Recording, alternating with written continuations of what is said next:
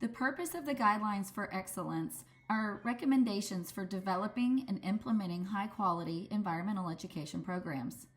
The guidelines also provide a way of assessing the merit of a program and set standards for new programs. These guidelines serve as a roadmap for all programs, no matter the size, length, or the setting. So it can be a program that is very short-term, or it could be an all-year school scholastic program, or it could be something that can be indoors, it could be outdoors, it doesn't matter the setting. It is not reasonable to think that a program will follow all of these guidelines. These are just merely meant to provide the program something to consider when it is developing its own goals. So they need to determine which one of these guidelines fits and is relevant to its goals. There are 4 stages to complete when developing and implementing an environmental education program. Each stage has several key characteristics to consider. The first stage is to prepare. In this stage, a program will gather information and assess priorities and resources. Developing a plan occurs in the second stage. This is where the program will design instruction, structure of the program, and delivery. The evaluation plan will be developed during this stage. Once the planning stage is complete, implementation takes place. The final stage involves reflection. By learning, adjusting, and celebrating, the program can determine where it was successful, what changes need to be made, and celebrated partnerships that were created in the process. Next, we'll take a deeper dive into the key characteristics of these 4 stages. There are 5 things that a program must do in this preparation stage. In this stage, they are gathering information and assessing priorities and resources. They will do a self-assessment. They will assess organizational priorities, capacity, and resources. They will assess environmental, educational, and community needs, find out the audience needs, and develop partnerships. The first step in preparing an environmental education program is conducting a self-assessment. This is an honest evaluation of existing programs, staff, organizational support, partnerships, and resources to understand strengths, results, and opportunities for improvement. The self-assessment examines how well programs meet goals within environmental literacy and provide inclusive and culturally responsive learning environments. It also reviews program relationships to identify overlap or gaps and verifies whether things like staffing and funding and facilities are sufficient to support an effective program development and implementation. The next thing to consider when you're in the preparation phase is the organizational priorities, capacity, and resources. Organizational priorities determine how the program aligns with and advances the organization's mission, vision, strategic priorities, and mandates, and how it meets an identified organizational or community need. One will need to confirm that the organization has the leadership support, staffing, funding, facilities, and other resources required to sustain the program over its full lifespan. This includes ensuring leadership and staff understand and support the program's purpose, integrating the program's budget into the overall organizational budget, and clearly defining the program's role within the organization's offerings, such as reaching priority audiences, addressing community interest, filling gaps, and strengthening mission-driven impact. Included in the online document is an assessment tool called SOAR that might be helpful. Next, in the preparation phase, you will need to assess the environmental, educational, and community needs.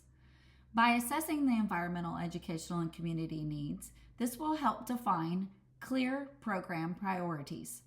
This includes identifying goals related to environmental quality, environmental justice, social equity, economic well-being and justice, equity, diversity, and inclusion, while also considering community interests, assets, and aspirations.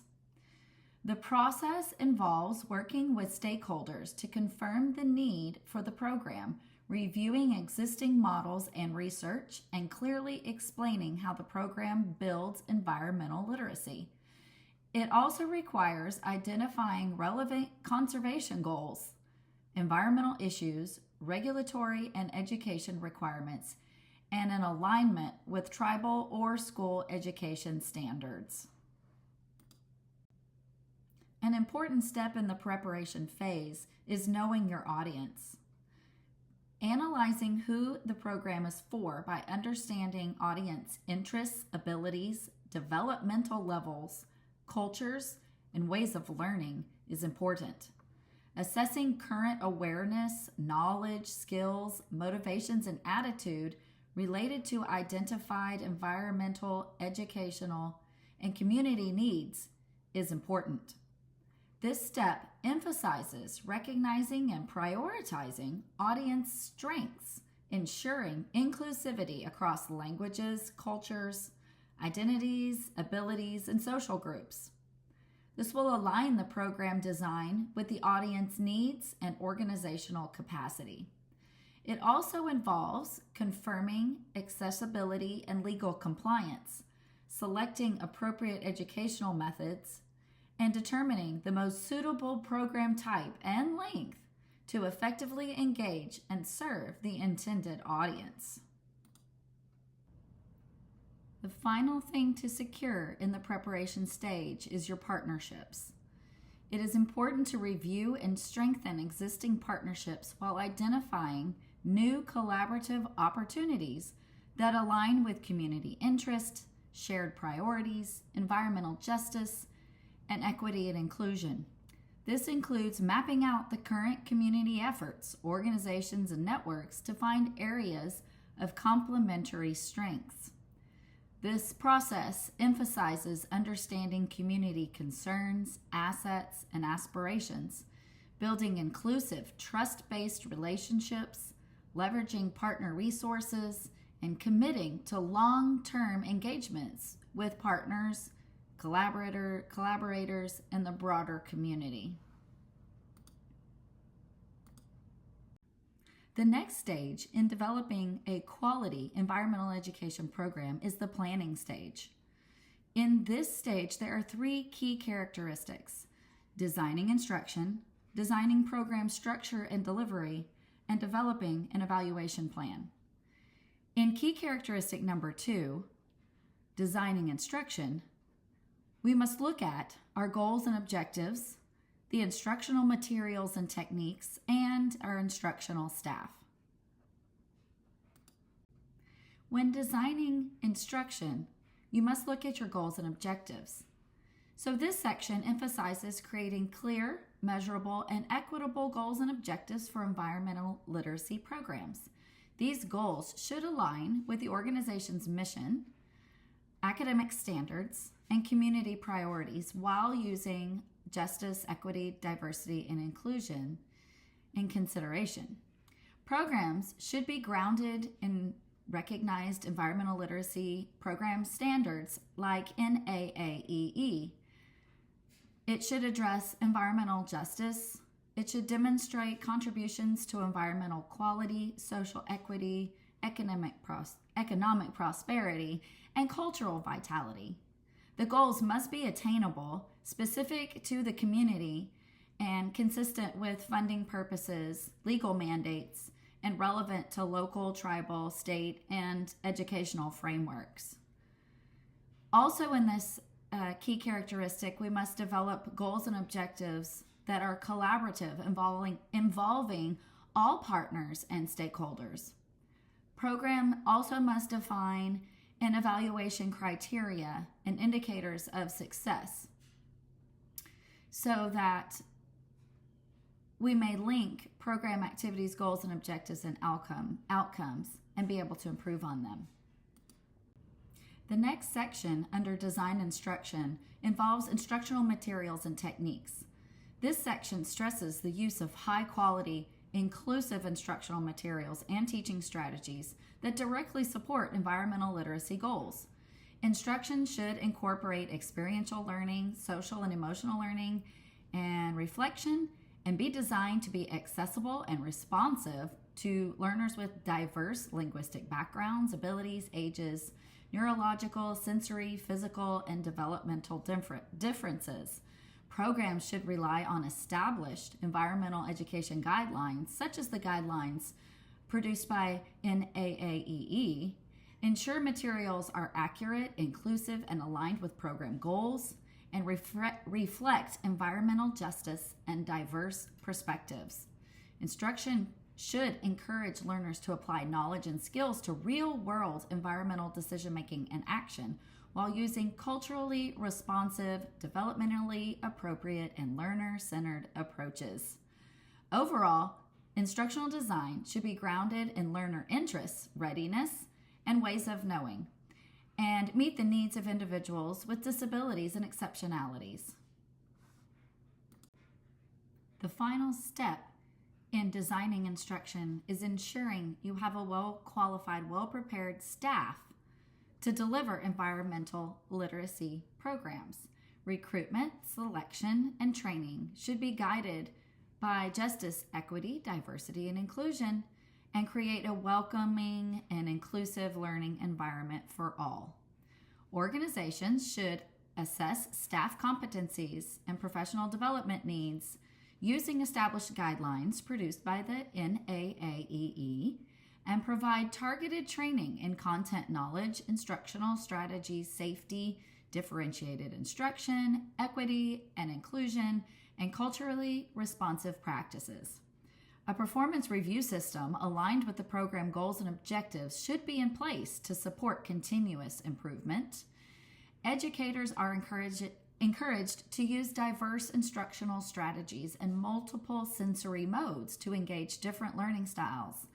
Programs must also ensure appropriate background checks and confirm staff and volunteers can clearly communicate the program's purpose and how the activities support its goals and objectives. Continuing in the planning stage, key characteristic number 3, design, program structure, and delivery, includes the following topics: format and delivery, facilities, health and safety, and communication. Next up in the planning stage, in key characteristic number 3, design, program structure, and delivery, this section emphasizes format and delivery and the approach that effectively reaches target audiences and creates a safe, inclusive, culturally responsive, and accessible learning environment. Program design should align and be supported by a clear work plan, timeline, and budget. The format, whether it's online or in workshops or community events, and delivery method, whether it's in-person or virtual, should be appropriate to program goals, audience needs, and desired outcomes, with the scope and duration matched to objectives. Programs should fit within the broader environmental education sequence and account for learner readiness. Evaluation strategies must be developmentally appropriate, culturally and linguistically responsive, and inclusive of people with disabilities, with systems in place to monitor the results. A detailed work plan and budget should outline tasks, responsibilities, sequencing, resource needs, and funding sources to support effective implementation. Also in the planning stage, when considering design, program structure, and delivery, one must take into account the facilities. This section focuses on ensuring that facilities are safe, accessible, and inclusive for all participants. The program spaces, such as your meeting rooms or outdoor areas, restrooms, food preparation areas, and technology access, should be selected and configured to support the learning goals and to welcome people of diverse races, cultures, abilities, ages, languages, religions, sexual orientations, and gender identities. Facilities must comply with accessibility laws such as IDIA and be free of all safety and medical hazards.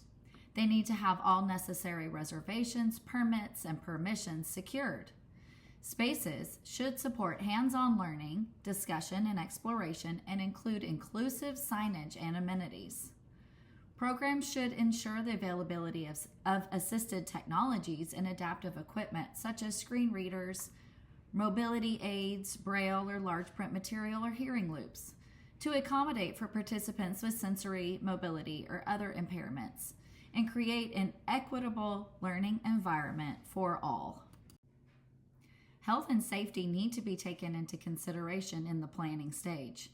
This section emphasizes developing a comprehensive health and safety plan to protect not only participants but staff as well.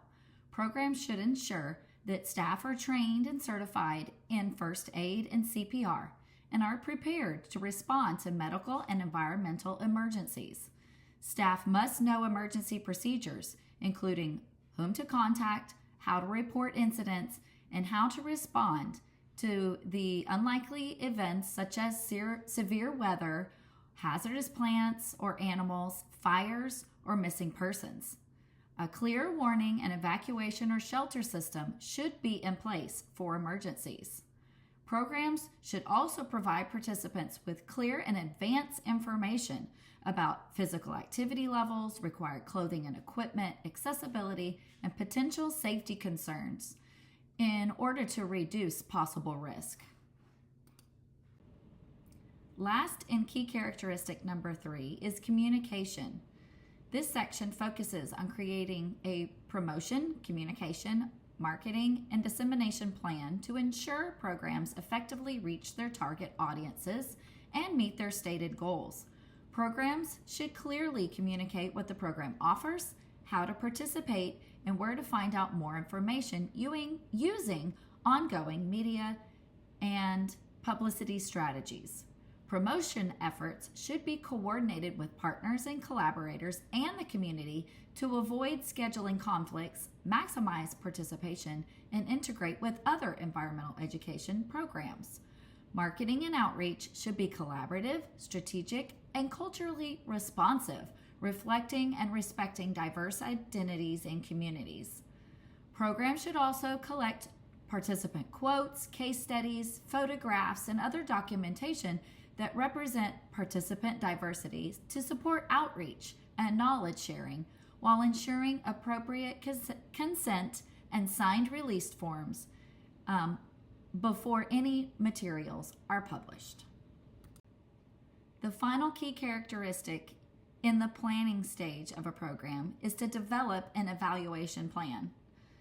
You will create the evaluation plan, evaluation strategies, techniques, and tools, and pilot test the program, and then revise.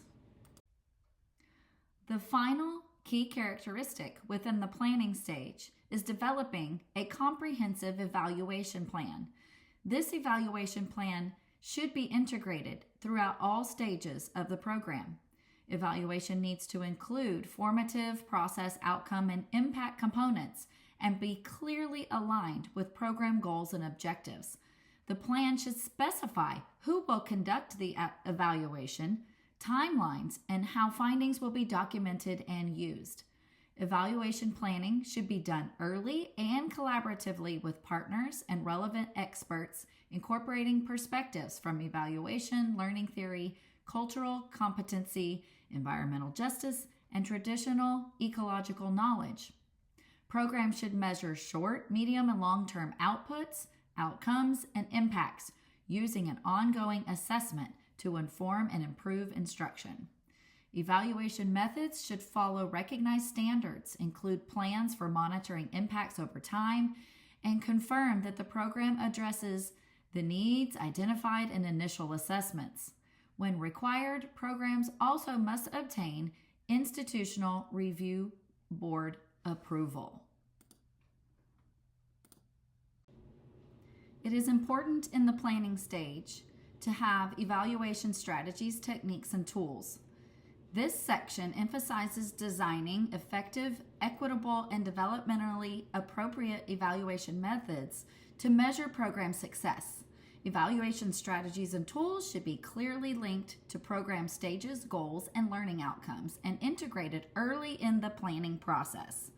Programs should use a range of practical and meaningful assessment techniques to determine how well they contribute to environmental literacy, meet stated objectives, and use resources responsibly to serve all learners. Evaluations should also capture unexpected outcomes and include performance-based assessments that will demonstrate learner mastery. All evaluation approaches must be culturally responsive and grounded in equitable evaluation principles, with equity positioned at the center of the process. Evaluation tools should be pilot tested and refined as needed to ensure accuracy, relevance, and effectiveness. And finally, to close out the planning stage, the program needs to pilot test and revise as necessary.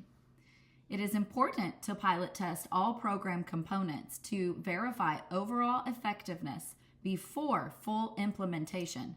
Pilot testing should include instructional activities, educational materials, teaching strategies, staff and volunteer training, evaluation methods, and marketing approaches, and be conducted with participants who reflect the diversity of the targeted audience. Programs should assess whether content and strategies meet environmental literacy goals and are developmentally appropriate, culturally and linguistically responsive, and accommodate people with special needs and differing physical abilities. Pilot tests should be carefully documented, including learner demographics and implementation conditions, and evaluated against stated goals and objectives. Based on the findings, programs should revise materials, strategies, training, evaluation plans, and logistics as needed. Adequate time, resources, and preparation of equipment and materials are essential to analyzing results and making informed improvements. Finally, the implementation stage. The key characteristic here is deliver the program and implement an evaluation plan.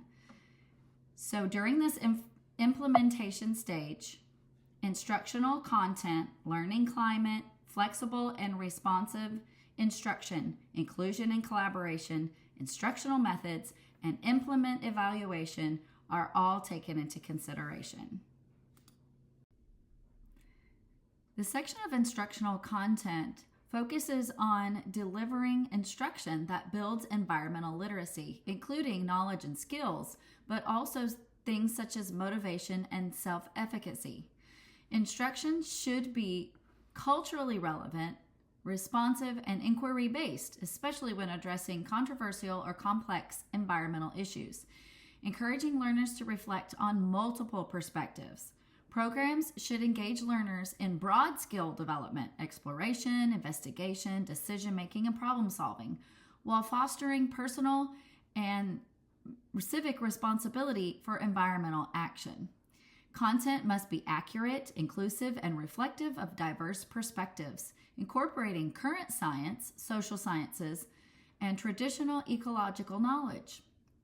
Instruction should present multiple viewpoints from different cultures, social and economic groups, identities, and traditions, and consider environmental justice implications.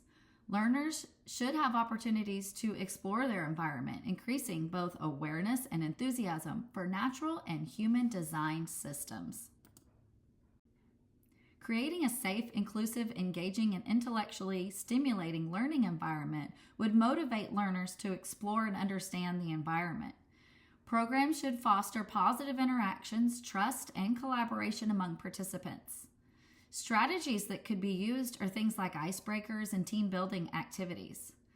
This would promote learner voice and choice and encourage critical thinking, inquiry, and evidence-based reasoning, also validating learners' social identities and assets. Instruction should present multiple perspectives and ethical viewpoints, support social, emotional, and physical needs, and ensure safety, particularly during hands-on, outdoor, or potentially controversial activities.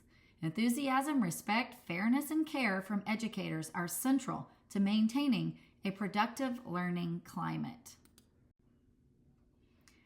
Educators are going to have to be adaptable to learners' needs, interests, and unexpected opportunities.